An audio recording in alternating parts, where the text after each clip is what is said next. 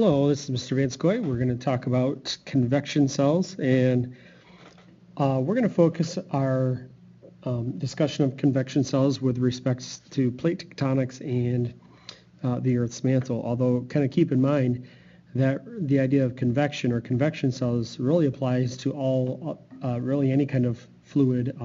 Could be in the atmosphere, could be in other liquids, in the oceans and things of that sort. But for ours, we'll focus on the mantle and the Earth's interior. So again, in this lesson, you should be able to explain convection cells when we're done. So if you've seen the previous lesson, we talked about convection cells being found in our mantle, and we've got a computer model here showing some of these different convection cells, and you can kind of see this curling action.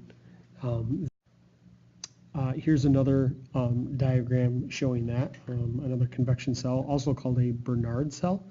The name is unfamiliar to me, but again, the kind of same ideas here of we have warmer material that's rising, which then loses heat up above it, and then cools down and then gets warmed back up again with that heat source coming from below in this example.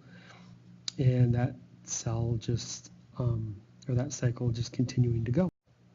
So the reason, one of the reasons then that a convection cell works, or kind of what it is has to do with densities primarily. A fluid with different temperatures will have different densities. So a warmer fluid is less dense than a cooler fluid, assuming that it is in fact the same fluid, the only difference being temperature. And so quite often, students, we ask them about this, we talk about, well, warm air rises and cool air sinks. But we don't really get into the discussion, or some students don't understand the underlying science.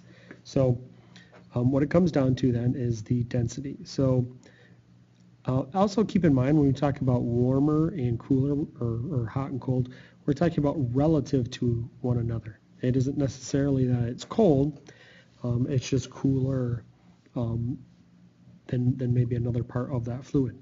Or in some cases, it's hot all the way through, but some areas are hotter than another.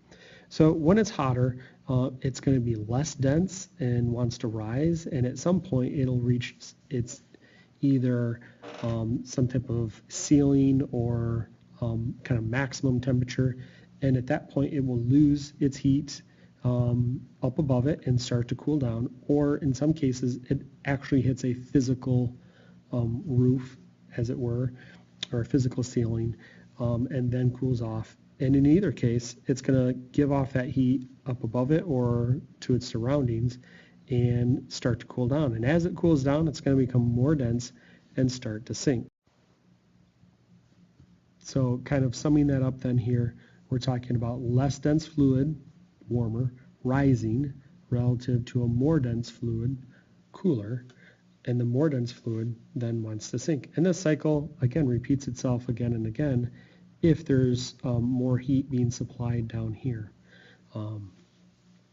If you have questions about that, as always, please ask.